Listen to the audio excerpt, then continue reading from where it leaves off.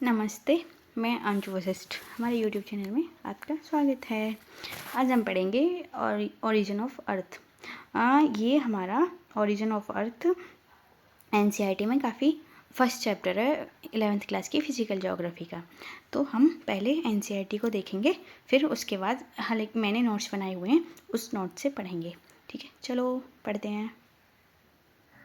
पृथ्वी की उत्पत्ति, ये इसी में आ जाएगा ओरिजिन ऑफ अर्थ। ठीक है, ये 11th क्लास की का सेकेंड चैप्टर है, तो हम इसे पढ़ेंगे। देखो, हम ये हमारा जो है DSSB के हिसाब से पढ़ेंगे, क्योंकि इसमें बहुत अच्छा लेवल का दे रखा है।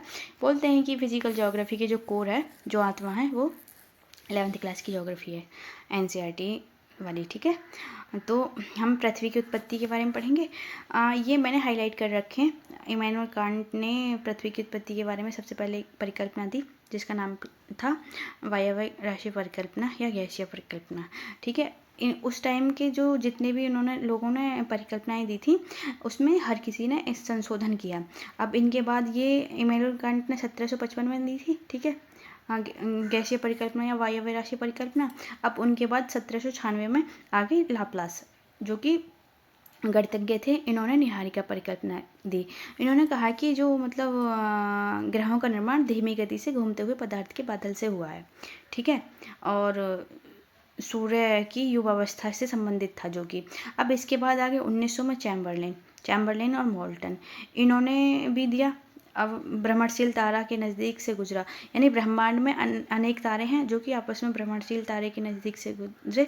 गुरुत्वाकर्षण के कारण सूर्य की सतह में एक सिगार आया। जैसे ये है, अब जो अनेक ये आपस में जो वो एक परिक्रमा कर रहे हैं गुरुत्वाकर्षण के कारण, इसमें छोटे से ऐसे सिगार आ गया, ऐसे पुंज टाइप में तो निकला। और यह जब सूर्य से दूर चला गया तो सतह से बाहर निकला हुआ पदार्थ सूर्य के चारों ओर घूमने लगा। यह धीरे धीरे संघनित होकर ग्रहों के रूप में परिवर्तित हो गया। ये ऐसे ही परिकल्पना देते हुए ऐसी जेम्स जेफरीज ने दी। और देखो, ये वाली भ्रमणशील तारा की परिकल्पना जो है KVS में पूछी गई कि भ्रमणशील तारे की परिकल्पना, भ्रमणशील तारे के बारे में पृथ्वी का उत्पत्ति किसने बताई? तो चैम्बरलेन और मोल्टन ने बताई थी। गलती से मैं जेफरीज लगाई थी। ये हो जाती हैं मिस्टेक्स थोड़ी थोड़ी। ठीक है, द्वैतारक परिकल्पना बाइनरी थ्योरीज, ये ऑटो स्मिथ ने दी थी। इसे अंतरतारक ध्रुव परिकल्पना भी बोलते हैं। देखो, ऐसे ही ये है कॉलिजन मतलब कि जो कण हैं वो ऐसे कण हैं, वो घूम रहे हैं और एक चपटी तस्तरी का आकार ले लिया है, इसे कॉलिजन कहते हैं। और एशरेशन जो प्रक्रम है, अभिवृद्धि प्रक्रम, इसमें कि सब आपस में एक दूसरे से जुड़े गए हैं। इस प्रकार ब्रह्मांड का निर्माण हुआ। अब ये हम जो DSSB के हिसाब से पढ़ रहे हैं, तो देखो ये हम ऐसे तो हमें काफ़ी टाइम लग जाएगा। ये मैंने सब कुछ वो पढ़ रखा है, तो हम अपने नोट्स से पढ़ेंगे। ठीक है, मेन चीज़ जो मेन पॉइंट्स हैं। ठीक है, क्विकली रिवीजन करेंगे हम। आ जाइए, हम अपने नोट्स से पढ़ेंगे। ये मैंने एनसीईआरटी से ही बनाए हैं। ठीक है, बस ये है कि एनसीईआरटी में जो की पॉइंट्स है, मैंने उन्हें निकाल के बनाया हुआ है। ठीक है, ये पढ़ेंगे ओरिजिन ऑफ अर्थ। ठीक है, पृथ्वी की उत्पत्ति के सिद्धांत।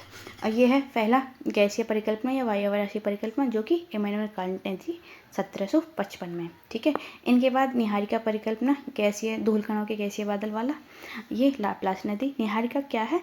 धूल व कणों से बना हुआ गैसीय बादल है। ठीक है, अब भ्रमणशील, उसके बाद 1900 में भ्रमणशील तारे की से संबंधित परिकल्पना ये 1900 में चैम्बरलेन और मोल्टन ने दी थी। ठीक है, अंतर तारक ध्रुव परिकल्पना ऑटो स्मिथ ने दी। ठीक है, ग्रहाणु परिकल्पना जेम्स जेफरीज ने दी। क्वेश्चन आएगा कि ग्रहाणु परिकल्पना किसने दी? जेम्स जेफरी ने।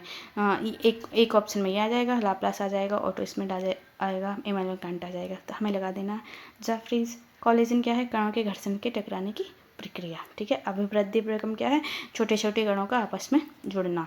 अब है ब्रह्मांड की उत्पत्ति। ब्रह्मांड की उत्पत्ति का जो सिद्धांत है, सर्वमान्य सिद्धांत बिग बैंग है, जो कि जॉर्ज लेमेत्रे ने दिया है। किसने दिया? जॉर्ज सॉरी, आप सुन लीजिए। बिग बैंग सिद्धांत किसने दिया है? जॉर्ज लेमेत्रे ने दिया है। ठीक है,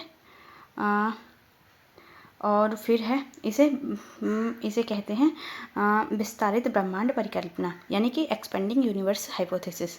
ठीक है, कि ब्रह्मांड का विस्तार हो रहा है। इससे संबंधित मैंने अभी अपनी एक वीडियो डाली हुई है, उसे अच्छे से देख लेना। ये बिग बैंग सिद्धांत मैंने अच्छे से उसमें एक्सप्लेन किया है।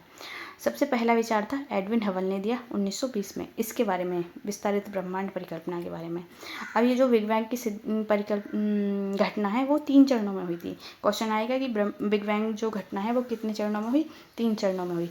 पहले चरण क्या था कि जो ब्रह्मांड है, जो कि मतलब वो ब्रह्मांड था, अंतरिक्ष था, उसमें अति सूक्ष्म छोटे छोटे गोलक थे, जिसने एकाकी परमाणु कहा गया। उन सूक्ष्म गोलकों में तापमान अधिक था, घनत्व अधिक था। ठीक है, और तापमान अधिक था, घनत्व अधिक था, और छोटे छोटे गोलक में भीषण विस्फोट हुआ। क्यों हुआ? कि तापमान भी अधिक है, घनत्व भी अधिक है, गुरुत्वाकर्षण तो है ही, तो आपस में एक दूसरे से टकरा गए। अब यह जो घटना हुई थी 13.7 अरब वर्ष पूर्व हुई। तो पूछ लिया जाता है कि बिग बैंग की घटना कब हुई? 13.7 अरब वर्ष पूर्व हुई। ठीक है, इस आरंभिक अब ये घटना हो गई, उसके आरंभिक 3 मिनट में एक परमाणुवीय कण का निर्माण हुआ, जिसे गॉड पार्टिकल्स भी कहा जाता है। ठीक है, अब थर्ड घटना हुई। अब थर्ड घटना ये हुई कि 3 लाख, इस घटना के 3 लाख वर्ष बाद तापमान 4500 केल्विन तक गिर गया, नीचे गिर गया, और जो ब्रह्मांड पारदर्शी हुआ। इस प्रकार जो आज का ब्रह्मांड है उसका निर्माण हुआ। अब उसमें दे रखा है तारों का निर्माण। अब तारों का निर्माण कब हुआ? लगभग 5 से 6 अरब वर्ष पूर्व तारों का निर्माण हुआ था। अब पृथ्वी सूर्य के बीच की दूरी जो है वो 14,95,98,000 है। ठीक है, किलोमीटर है। 14,95,98,000 किलोमीटर। अब ग्रहों का निर्माण 3 अवस्था में हुआ। ये जैसे ब्रह्मांड का निर्माण हुआ 3 अवस्था में, ऐसे ही ग्रहों का निर्माण हुआ। अब जो ब्रह्मांड में धूलकण थे, धूलकण का बादल था। अब इस बादलों को ही रोटेटिंग डिस्क बोला जाता है। अब बादल में संघनन आरंभ हुआ सेकंड अवस्था में, और थर्ड अवस्था में छोटे छोटे पिंड आपस में जुड़ गए, जो कि बड़े ग्रहों का निर्माण हुआ। इसी प्रकार पृथ्वी का निर्माण हुआ। पृथ्वी का भी इसी प्रकार निर्माण हुआ। कितने अवस्थाओं में? 3 अवस्थाओं में। ठीक है, फिर हम आता है सौरमंडल। सौरमंडल क्या है? सौरमंडल में जो क्रोड बनने की शुरुआत थी, देखो सौरमंडल है, सूर्य है, सूर्य में कितने ग्रह हैं? सौरमंडल में कितने ग्रह हैं? 8 ग्रह हैं। अब देखो ये हमने सौरमंडल का टॉपिक पहले भी पढ़ा है, तो हम पहले इसको ही पढ़ेंगे। सौरमंडल में क्रोड बनने की शुरुआत कब हुई? 5 से 5.6 अरब वर्ष पूर्व। अब ग्रह 4.6 अरब वर्ष पूर्व, यानी कि 4600 करोड़ वर्ष पूर्व। अब पृथ्वी की भी आयु यही है। अब जो सौरमंडल है उसमें 8 ग्रह, 63 उपग्रह, क्षुद्र ग्रह व उल्कापिंड से बना हुआ है। अब चंद्रमा की जो उत्पत्ति है वो जाइंट इम्पैक्ट, यानी कि एक बड़े टकराव से हुआ, जिसे बिग स्प्लैट थ्योरी भी कहा जाता है। बिग स्प्लैट, इस जो बहुत ज़्यादा बड़ी टकराव हुई उसे बिग स्प्लैट बोलते हैं। और यह घटना आज से 4.44 अरब 44 अरब वर्ष पूर्व हुई। और चंद्रमा की पृथ्वी से दूरी कितनी है? 3,84,400 किलोमीटर है। ठीक है, किलोमीटर है। अब जो विभेदन है, विभेदन क्या होता है? हमारी अर्थ है उसमें अनेक तरीके के वो हैं, कण हैं, और इनर कोर। अब यह विभेदन की प्रक्रिया क्या होती है? हल्के और भारी पदार्थ का अलग अलग होने की प्रक्रिया। अब ये हमारे फैक्ट हैं। ये क्या है? फैक्ट्स। इनसे क्वेश्चन आते हैं। जो पृथ्वी का निर्माण कब हुआ?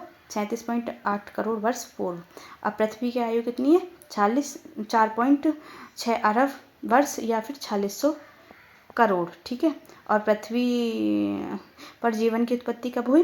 380 करोड़ वर्ष पूर्व। जीवन की उत्पत्ति कब हुई? 380 करोड़ वर्ष पूर्व।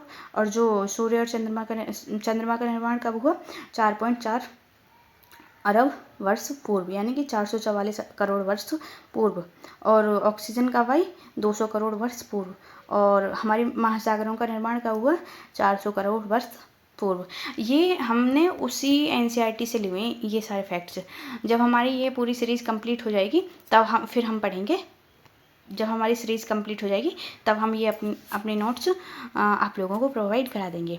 ऐसे ही हमारे हैंड रिटन नोट्स के साथ पढ़ने के लिए हमारे यूट्यूब चैनल को सब्सक्राइब करें, और ऐसे ही आगे छोटी छोटी वीडियोस देखते रहें। Thank you.